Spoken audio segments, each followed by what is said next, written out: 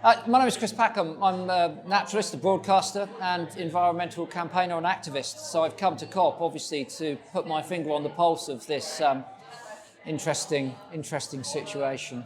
I'm really pleased to be here with Blue Dot and the Vegan Society because the issue that we're talking about, I think, is important because there are many things that people cannot influence directly when it comes to addressing our climate, environment and biodiversity crisis.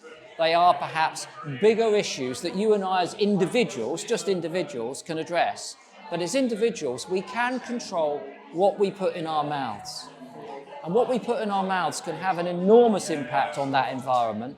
And if we choose more carefully what we eat, we can almost instantaneously improve that environment. I think a lot of the time we wander through supermarket aisles looking at the pounds and pence cost of things, but not calculating the environmental cost.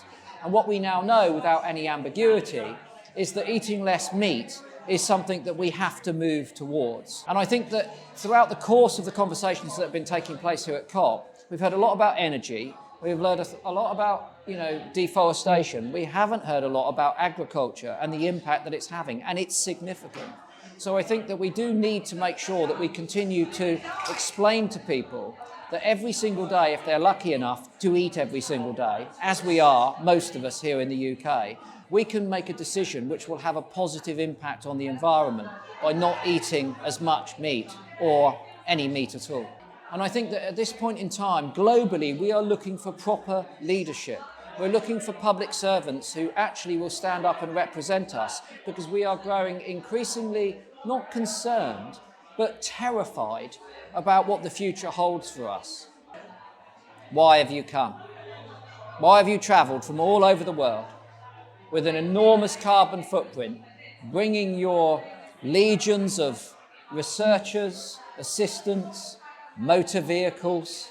Why have you actually come here and gone through all of the posturing that you've done, all of the grandstanding that you've done, if you don't have any credibility and integrity in your heart? Because if you've done that, you haven't represented those people in those countries that you've come from who've elected you to do so. You've actually just betrayed them.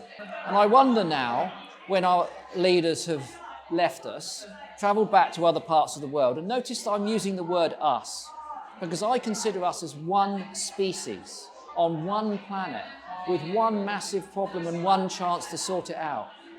I don't see us as people with different skin colours, people who follow different faiths and different political ideologies. I'm not interested in lines in the sand or flags on top of their houses.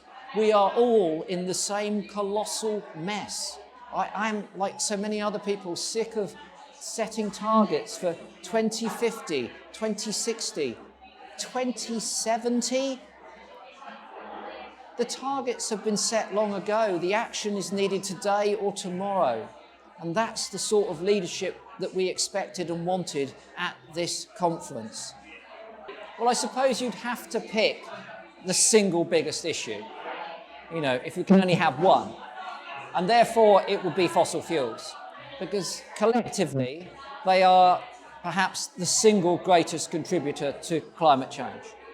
And so I would immediately cease any further exploration to find more, to exhume from the ground and burn and destroy.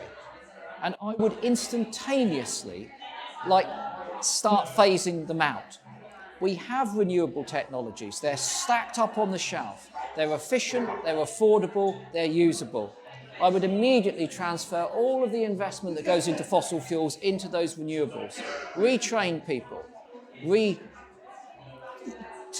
the whole situation and implement them straight away. And when I straight away, I'm talking my sort of straight away, not 2030 or any of that nonsense. I'm talking about now.